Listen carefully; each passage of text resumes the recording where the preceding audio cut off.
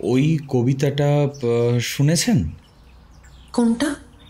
পথ বেঁধে দিল বন্ধনহীন গ্রন্থি, আমরা দুজন চলতি হওয়ার পন্থী। তা হঠাৎ শেষের কবিতা কেন? ওই শুরু করব বলে। হয়তো তোমারই জন্য হয়েছি প্রেমে যে বন্য, জানি তুমি অনন্য, আশার হাত বাড়ায় যদি কখনো একান্তে চেয়েছি তোমায় জানতে, শুরু থেকে শেষ প্রান্তে। ওরা গল্প বলতে আসে এই জাদুর শহরটায়, যেখানে পিকুর মতন কঠিন মেয়েটাও প্রেমে পড়ে যায় সেই ভবঘুরে ছেলেটার। আবার যে শহরে অনুপম লিখে ফেলেন একটা আস্ত প্রেমের গান। আর এই শহরে একটা মিষ্টি শীতের বিকেলে ছেলেটা প্রথম দেখে তার এই গপ্পে সত্যবতীকে।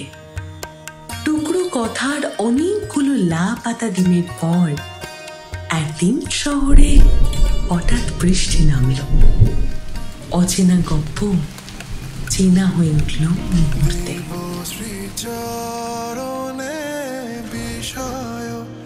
দেব অকাতরে বিষয়, দেব তোমার লাগি বিষয়, বাসনা বিসর্জন।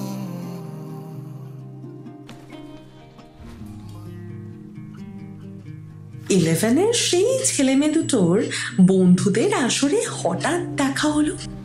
আর তারপর ওই যে গতিতে বয়ে চলে প্রেমের উপন্যাস, কথাদের ভিড় জমে ওঠে শহরের সভ্যতা ঘিরে গড়ে ওঠা অলিগলি, গঙ্গার ঘাটগুলোয়, যেখানে প্রজাপতি 7 রঙে ধরা দেয়, যেখানে গল্পরা বলে আজ জানে কে জিদ না করো। बैठे रहो यूं ही पहलू में बैठे रहो, आज जाने की जिद ना करो, आज जाने की जिद ना करो। একটা পানকৌড়ি রঙের বিকেলে ছেলেটা গানে গানে মেয়েটাকে জানায় তার মনের কথা। বয়ে চলে স্রোতে, অপু জেনে যায় গম্ভীর মেয়েটা থেকে যাবে, ঠিক এই বিকেলটার মতনই।